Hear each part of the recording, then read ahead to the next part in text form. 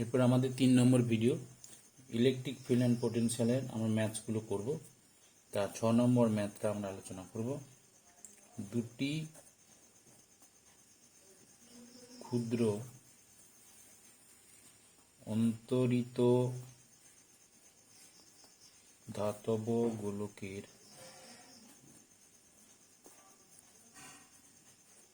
আধান যথাক্রমে 24 ESU এবং 16 ESU। বায়ু মধ্যে দূরত্ব 8 সেমি হলে ওদের মধ্যে পারস্পরিক বল কত? তাই এখানে কুলম্বের সূত্র প্রয়োগ করব। F equal to Q1 into Q2 divided by R square. এখানে Q1 এর ভ্যালু হচ্ছে কত? 24 ESU। Q2 কত হচ্ছে? 16 ESU। আর এর মান হচ্ছে 8 সেন্টিমিটার। বায়ু মাধ্যমে সেই জন্য K ইকুয়াল টু 1। তো স্বাভাবিকভাবে এখানে বসাবো 24 into 16 divided by R square. তা 24 ইন্টু 16 ডিভাইডেড বাই 64। 16 4 64 4 6 মানে 6 ডাইন বল ক্রিয়া করবে।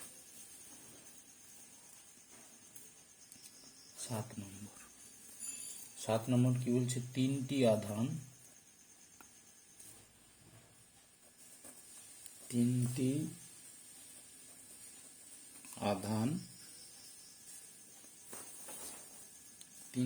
আধান প্লাস 10 মাইক্রোকুলম, 20 মাইক্রোকুলম এবং মাইনাস 20 মাইক্রোকুলম 2 সেমি বাহু বিশিষ্ট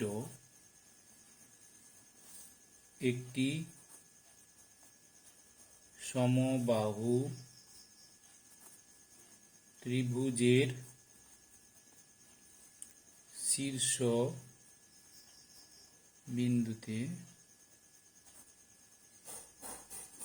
বিন্দুতে অবস্থিত।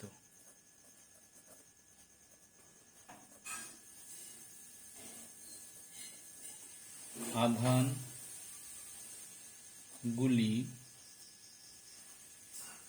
বায়ু মাধ্যমে অবস্থিত ধরে প্লাস 10 মাইক্রোকুলম আধানের ওপর ক্রিয়াশীল বলের মান নির্ণয় করো। এবার দেখো, তাহলে ওই যে অঙ্কটা করলাম, তাহলে এখানে -20 সমবাহু ত্রিভুজ, তার বাহুর দৈর্ঘ্য 2 সেন্টিমিটার। তা আমরা এ বিন্দুতে -20 মাইক্রোকুলম আধান রেখেছি, বি বিন্দুতে +20 মাইক্রোকুলম আধান রেখেছি এবং সি বিন্দুতে 10 মাইক্রোকুলম আধান রেখেছি, +10 মাইক্রোকুলম আধান রেখেছি। 10 মাইক্রোকুলম আধানের উপর ক্রিয়াশীল বল যদি হয় তাহলে কি সেই মানটা আমাকে বের করতে হবে। তার মান হবে F সমান 2F1 cos থিটা। কী করে হচ্ছে? এই 10 উপর যে বলটা প্রয়োগ করবে তার অভিমুখ এই বরাবর। তার মানে আমি এখানে যদি কিউ দিই তাহলে সি কিউ বরাবর হচ্ছে। আর এইখানে -20 মাইক্রোকুলম এই +10 মাইক্রোকুলম এই দিকে টানবে, অর্থাৎ সি এ বরাবর। তার মানে এই দিকে বলটা ক্রিয়া করছে এই অভিমুখে, অর্থাৎ সেক্ষেত্রে বল হবে F1। তার এই কোণাকোণিকভাবে যখন ক্রিয়া করবে, স্বাভাবিকভাবে তাদের লম্ব উপাংশ দুটো ভেক্টরে বিভাজন হয়। একটা উপাংশ এই দিক বরাবর আর একটা উপাংশ এই দিক বরাবর ক্রিয়া করে। আর এই বলটা F2-র জন্য একটা উপাংশ এই দিকে ক্রিয়া করবে সিপি বরাবর, আর একটা উপাংশ সিএন বরাবর ক্রিয়া করবে। তাহলে সিএন বরাবর যদি ক্রিয়া করে স্বাভাবিকভাবেই তাহলে F1 আর F2 জন্য এদিকে F1 cos theta F2 cos theta, যেহেতু F1 ইকাল টু F2 আমরা হিসেব করে যদি দেখি F1 ইকাল টু F2, সেই জন্য আমরা এখানে লিখছি 2F1 cos থিটা। তাহলে F1 F2 এর মান কত হবে 10 × 20 মাইক্রোকুলম, যেহেতু 10⁻⁶ 10⁻⁶ আমরা গুণ করেছি। নিচে থাকছে 4πε0 ইন্টু 2 সেন্টিমিটার মিটারে করলে 2 × 10⁻² এর হোল স্কোয়ার। তাহলে এই ভ্যালুটা আসছে। সেখানে এই Q1 এর মানটা আমরা দেখিয়েছি 10 × 10⁻6 কুলম, আর Q2 এর মান হচ্ছে 20 × 10⁻6 কুলম, আর সমান 2 সেন্টিমিটার 2 × 10⁻² মিটার, আর 1/4πε0 মানটা হচ্ছে 9 × 10⁹ newton metre square per coulomb square. এই মানগুলোকে এই জায়গাটাতে আমরা বসিয়েছি 2F1 cos থিটা 2 ইন্টু, তাহলে আমরা এই যে ভ্যালুটা বের করেছি এখানে বসালাম, আর cos 60 ডিগ্রি মান হচ্ছে হাফ, বসে ক্যালকুলেশন করলে 4500 নিউটন। আমরা আগের যে ম্যাথটা আমরা আলোচনা করলাম সেই ম্যাথটা অন্য প্রসেসেও আমরা করতে পারি, তা সেটা আমরা বলছি সেটা কিভাবে করলাম। তা এই জায়গাটাতে আমরা 60 ডিগ্রি ধরেছি, এখানে একটা সমবাহু ত্রিভুজ, এটা 60 ডিগ্রি, এইখানে -10 মাইক্রোকুলম আছে, এটা 20 মাইক্রোকুলম, আর এই বিন্দুতে 20 মাইক্রোকুলম আছে। এই বিন্দুতে তিনটে বিন্দু ধরেছি। তা একটা বল এই দিকে F2 ক্রিয়া করছে, একটা বল -20 +10 মাইক্রোকুলমকে এই বরাবর টানছে। স্বাভাবিক এদের উপাংশের বিভাজন করলে এই দিকে একটা বল ক্রিয়া করবে, দুদিকে যেহেতু বল তার মধ্যবিন্দু দিয়ে, এটা আমরা সামান্তরিক সূত্র, ভেক্টরের সামান্তরিক সূত্র দিয়ে করতে পারি। তা স্বাভাবিকভাবে এই যে এফ এর মানটা কত হবে, তাহলে F² = F1² + F2² + 2F1 F2 cos theta, তোমরা ভেক্টরের সূত্রটা ইউজ করেছো আগে, তাহলে স্বাভাবিকভাবে আমরা এই মানটা, এবার এই অ্যাঙ্গেলটা কত হবে, থিটার মান 120 ডিগ্রি, কেন, কারণ এই অ্যাঙ্গেলটা 60 হবে, এই অ্যাঙ্গেলটা 60, কারণ এই ভেক্টরটা তো এদের মধ্যবিন্দু দিয়ে যাচ্ছে, দুটো ভেক্টরের মধ্যবিন্দু, দুটো ভেক্টর হচ্ছে F1 F2, তাদের মধ্যে অ্যাঙ্গেল কিন্তু এখানে থিটা বলতে এখানে দুটো ভেক্টরের মধ্যে অ্যাঙ্গেল হবে, তাহলে এখানে থিটার মান কিন্তু 120 ডিগ্রি হবে। সেই হিসেব করলে আমরা এই ক্যালকুলেশনটা দেখো, তাহলে F² = F1² + F2² + 2F1 F2 cos 120 degree, তাহলে F1² + F2² + 2F1 F2 cos 120 degree মান -হাফ, তাহলে হাফ হাফ কেটে গেল, -F1 F2, আবার যেহেতু F1 = F2 তাই আমরা এটা লিখতে পারি F² = F1² + F2² - F1², তাহলে F1² কেটে গেলে F2² থাকছে, তাহলে F1 F2, তাহলে এখানে F1 F2 ভ্যালু যেটা বেরোবে সেটাই অ্যাকচুয়ালি আমাদের এই ম্যাথের অ্যান্সার, তাহলে সেক্ষেত্রে হবে 4500 নিউটন। এর পরের যে ম্যাথটা করব, পরের ম্যাথটাতে কি বলছে, 4Q ও Q আধান দুটি মধ্যে ব্যবধান 2R, অপর একটি আধান Q কে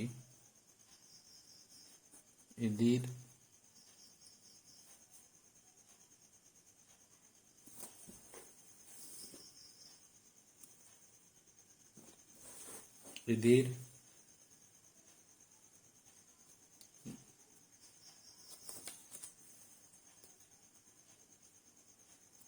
সংযোগকারী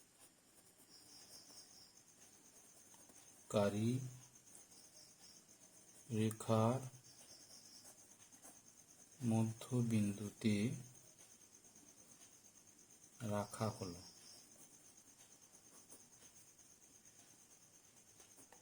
Q আধানের ওপর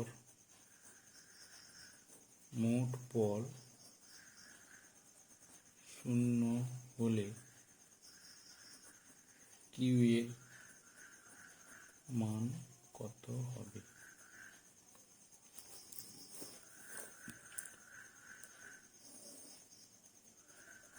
Q মধ্যবিন্দুতে রাখা আছে Q আধানকে, তো Q আধানের পর মোট বল এখানে কত হবে, তাহলে 4Q আধানের জন্য Q এর উপর বল কত হবে, 4Q × Q ডিভাইডেড বাই দূরত্ব কত 2R, 2R এর হোল স্কোয়ার, প্লাস Q আধান, এই Q আধানের উপর যে বলটা প্রয়োগ করবে তার মান কত হবে, এটা যদি গোটাটা 2R হয় তাহলে স্বাভাবিকভাবে এটা হচ্ছে R, তাই এটা হবে R², এটা হচ্ছে বলের মান শর্তানুসারে কি বলছে, কিউ আধান নম্বর মোট বল শূন্য হলে, তাহলে এফ এর মান যদি আমরা 0 করে দেই তাহলে এই গোটা বলটাকে 0 করতে পারি।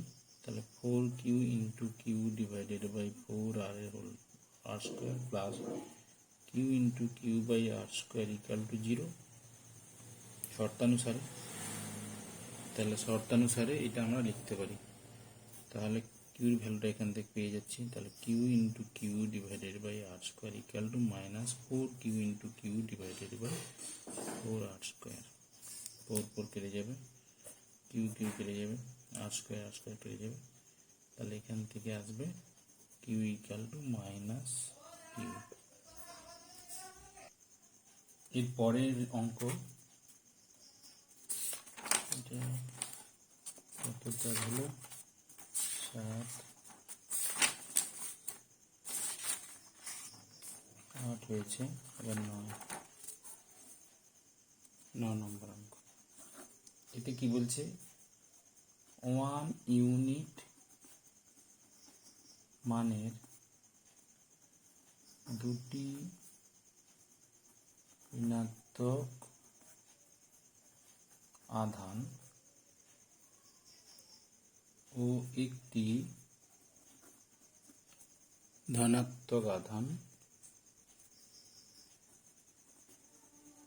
ধনাত্মক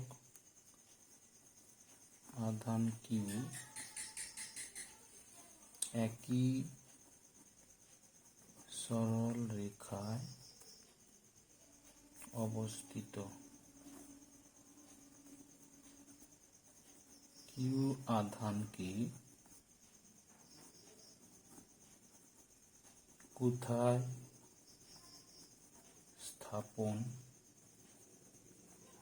করলে এবং সেটির মান কত হলে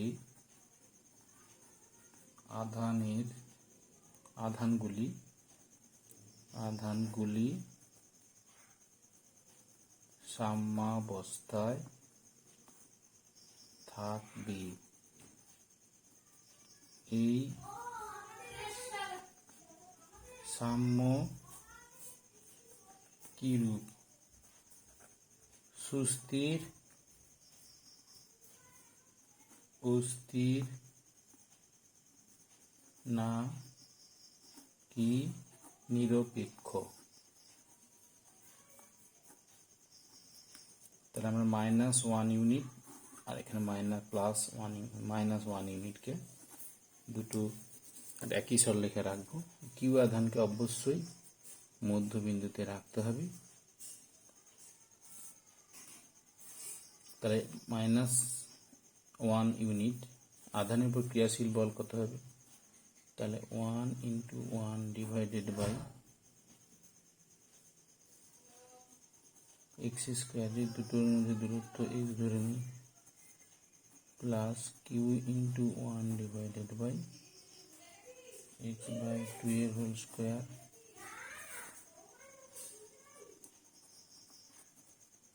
কিউ বাই তাহলে x স্কোয়ার বাই 4।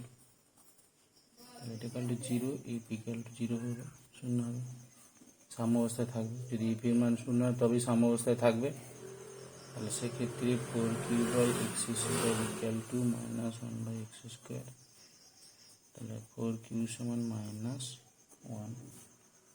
তাহলে q সমান কত হবে, 4 মানে 0.25।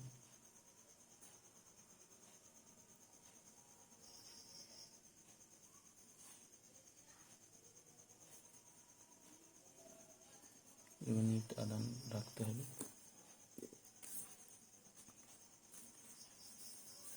এবং যখন এই বিন্দুটাকে সরিয়ে দেওয়া হবে সেক্ষেত্রে আবার সাম্য অবস্থাটা অস্থির হয়ে যাবে, সেই কারণে এটা অস্থির সাম্য।